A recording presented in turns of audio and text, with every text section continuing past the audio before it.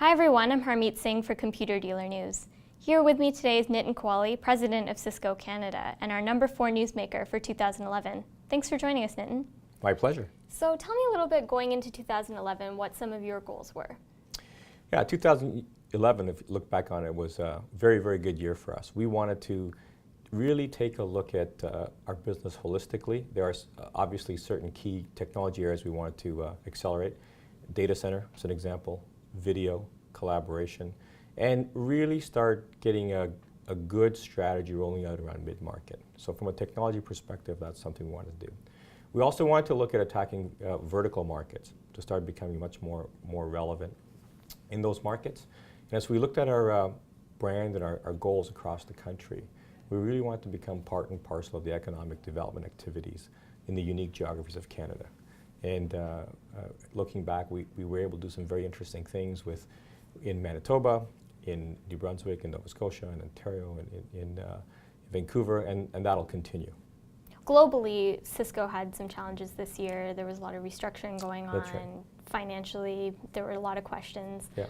But you told us a few times over the year that you don't think Canada is in that same position and that we came out of it a little bit better. Why do you think that is? Yeah, well, I think, first of all, overall, Cisco was doing well. I think, John would say this and others say this, that we probably lost our focus a little bit, got into too many markets, tried to do too many things, and our retrenchment now into our 5 priorities, I think it's been very well received by our channel and our customers.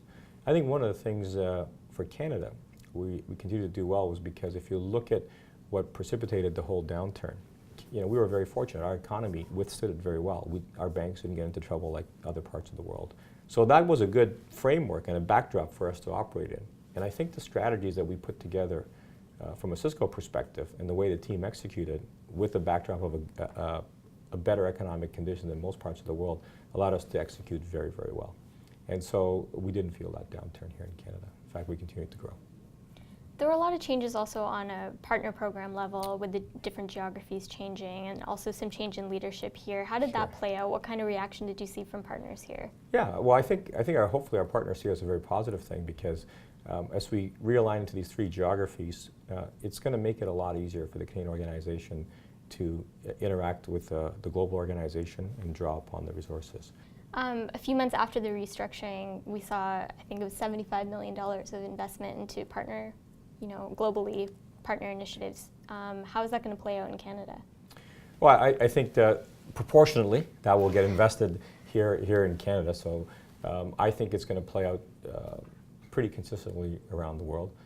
I think one of the little tweaks that we'll do in Canada is because we do have a very specific plan around how we run our business through 3 lenses: geographies, verticals, and architectures.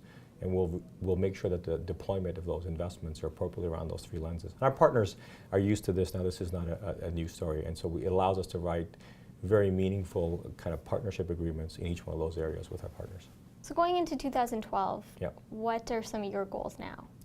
Well, so we go into 2012, I think continue to accelerate some of the key areas I talked about. I think the data center and the video components are going to be a real focus area.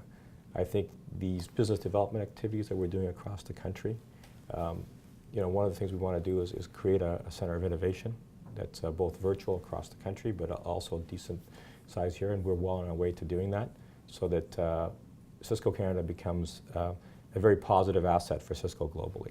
What are some challenges you expect to face in 2012? I think for us, because we are growing and because we're expanding our R&D footprint, I think recruiting is going to be a challenge. We are especially recruiting out of universities and getting young developers into our R&D shops is going to be a real priority for us. And so we're excited about that because we're growing. We're creating very meaningful R&D innovation jobs. So I think that's going to be, the whole human equation with the demographics the way it is going to get more and more challenging. Mm-hmm. Okay, well thanks. I think you've given us a lot of good insight into Cisco's past year, and I hope you have a good year in 2012 as well. Thank you very much.